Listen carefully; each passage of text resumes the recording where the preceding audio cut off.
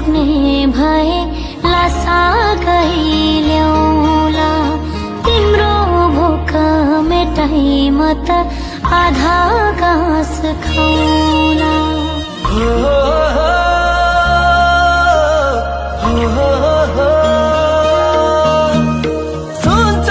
दिले पुग्ने भए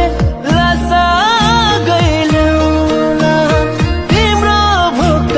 मेटाइ म त आधा घाँस खाउला